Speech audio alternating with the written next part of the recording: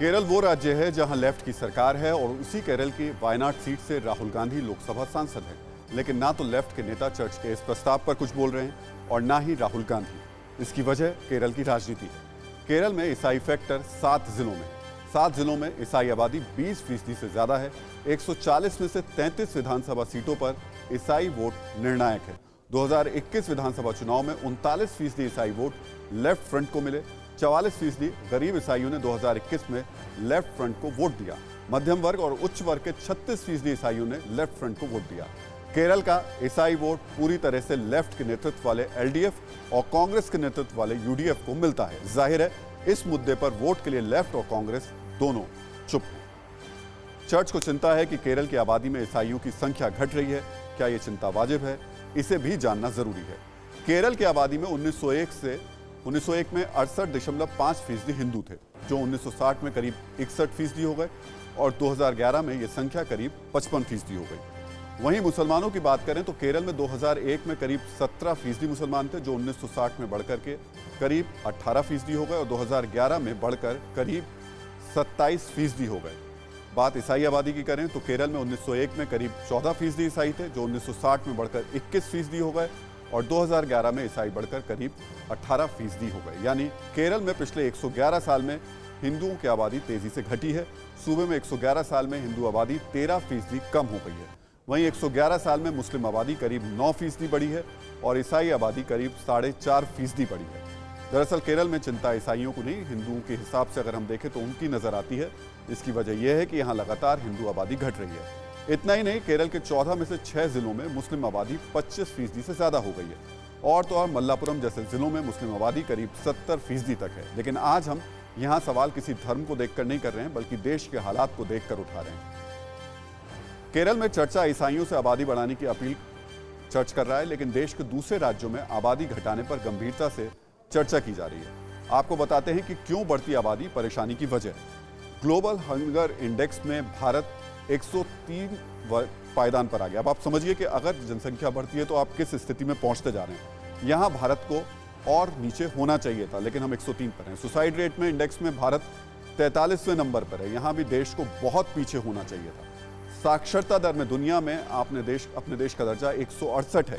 यहां भारत को ऊपर होना चाहिए था। हैप्पीनेस इंडेक्स में भारत 133वें पायदान पर है। यहां भी हमें ऊपर होना चाहिए था। जेंडर डिस्क्रिमिनेशन में भारत 125वें नंबर पर है। यहाँ हमें और नीचे होना चाहिए था। यानी जहाँ हमें ऊपर होना चाहिए था वहाँ हम नीचे, और जहाँ हमें नीचे होना चाहिए था वहाँ हम ऊपर हैं। और इसकी बड़ी वजह है संसाधनों पर बढ़ती आबादी का बोझ। केरल के चर्च को शायद यही बात समझ में नहीं आ रही। और अब बात 2024 के लोकसभा चुनाव की तैयारियों में जुटे विपक्षी कवायद की। पश्चिम बंगाल की मुख्यमंत्री इन दिनों दिल्ली में हैं, लगातार अलग अलग पार्टी के नेताओं से मिल रही हैं। लोकसभा चुनाव के लिए विपक्ष को एकजुट करने में जुटी हैं। लेकिन सवाल यह है कि क्या ममता बनर्जी और राहुल गांधी के बीच सब कुछ सही है? आज ममता बनर्जी ने कांग्रेस अध्यक्ष सोनिया गांधी से भी मुलाकात की। इस दौरान राहुल गांधी भी मौजूद रहे, लेकिन ममता बनर्जी की राहुल गांधी से अलग से मुलाकात नहीं हुई। कल राहुल गांधी ने करीब 1 दर्जन विपक्षी पार्टियों के नेताओं के साथ बैठक की थी। आज भी राहुल गांधी ने विपक्षी नेताओं की बैठक की, लेकिन इस बैठक में ममता की पार्टी टीएमसी का कोई भी नेता शामिल नहीं हुआ। सवाल ये कि जब ममता दिल्ली में है तो वो राहुल गांधी से दूरी क्यों बरत रही है? वहीं दूसरा सवाल ये कि जब विपक्ष को एकजुट करने के लिए ममता दिल्ली में है तो फिर राहुल गांधी क्यों लगातार विपक्षी दलों के नेताओं की बैठक बुला रहे हैं? ममता की राहुल से दूरी क्यों? ये सवाल इसलिए क्योंकि ममता के चुनावी रणनीतिकार प्रशांत किशोर ने चंद दिन पहले राहुल गांधी से मुलाकात की थी। ऐसे में सवाल है कि क्या राहुल और ममता की दूरी प्रशांत किशोर की स्ट्रैटेजी का हिस्सा है? क्योंकि बंगाल में लगातार तीसरी बार ममता बनर्जी चुनाव जीती हैं। राहुल गांधी यूपी के अमेठी में लोकसभा चुनाव हार गए थे। ऐसे में क्या प्रशांत किशोर को लगता है कि ममता राहुल के साथ नजर आई तो उनका कद छोटा हो सकता है? क्या ममता खुद को सोनिया गांधी के बराबर दिखाने के लिए राहुल गांधी से दूरी बना रही हैं? क्या ममता दिखाना चाहती हैं कि वो 2024 में विपक्ष का चेहरा होंगी, इसलिए वो सिर्फ बड़े विपक्षी नेताओं या पार्टी अध्यक्षों से ही मुलाकात कर रही हैं? पश्चिम बंगाल में ममता की जीत से उनका कद इसलिए भी बढ़ा क्योंकि वहां जीत के लिए बीजेपी ने अपनी पूरी ताकत लगाई थी। ऐसे में क्या प्रशांत किशोर और ममता को लगता है कि वो ही बीजेपी को सीधे मुकाबलों में मात दे सकते हैं?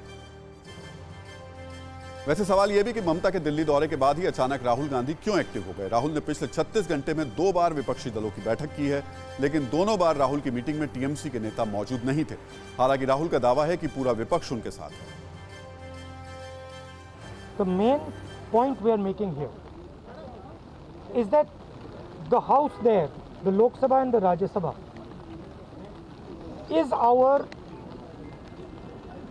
is the place where we have to speak. And everybody unitedly here, Mamta ji, us, everybody says that we want a discussion on Pegasus. अड़ी सोमवार से शुक्रवार शाम 6 बजे सिर्फ TV9 भारतवर्ष पर।